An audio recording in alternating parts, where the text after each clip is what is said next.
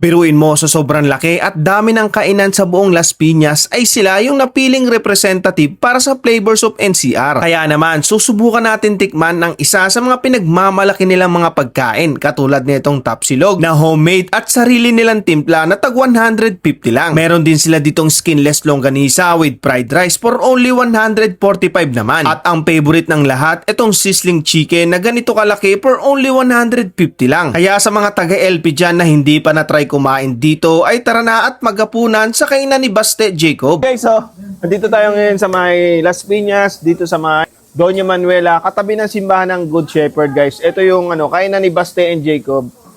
Kilala to, guys, sa kanilang masarap na tapa. Ito, guys, 150. Bukod dyan, meron din tayong skinless.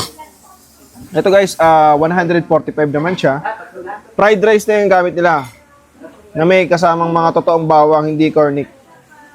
Tapos guys, meron ako ditong shake, avocado. Ayan, nangangalahati na. Yung price naman nito, 75 to 95 yung price.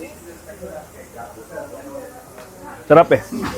Tikman natin yung tapa nila. May itim-itim yun. Parang yung yung baka na, ano ba yun? Yung tagtitres ba yun?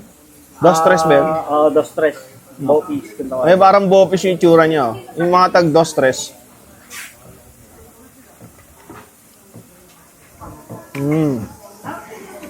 Medyo mamantika. Na may konting alat at konting tamis. Parang nagka-caramelize, no? Pero malambot.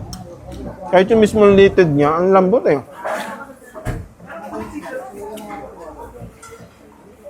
Masyado siya malasa.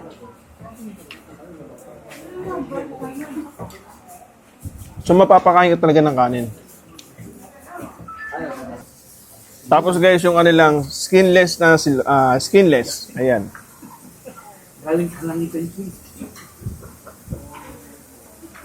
Sarap din. At syempre yung kanilang chicken. Yung chicken guys, medyo hindi siya breaded, no? Parang ginamitan ng Chinese style ata to.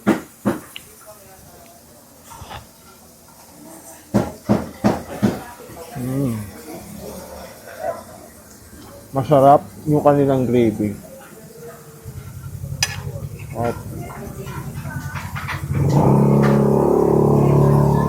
Panalo. So, sa mga tropa natin guys na taga Las Piñas guys, kung naghahanap kayo ng masarap na food tripan dito, tapsilugan dito sa may Doña Manuela, Las Piñas guys. Yung pinaka-landmark guys, malapit lang sila sa may simbahan ng Shepherd. Open tong kainan ni Baste. Simula Tuesday hanggang Saturday ng 10 a.m. to 11 p.m. And then Sunday naman, 10 a.m. to 3 p.m. And then pag Monday, close po sila. So, unahin yung tikman yung kanilang tapa. Ayan, sarap ng tapa nila.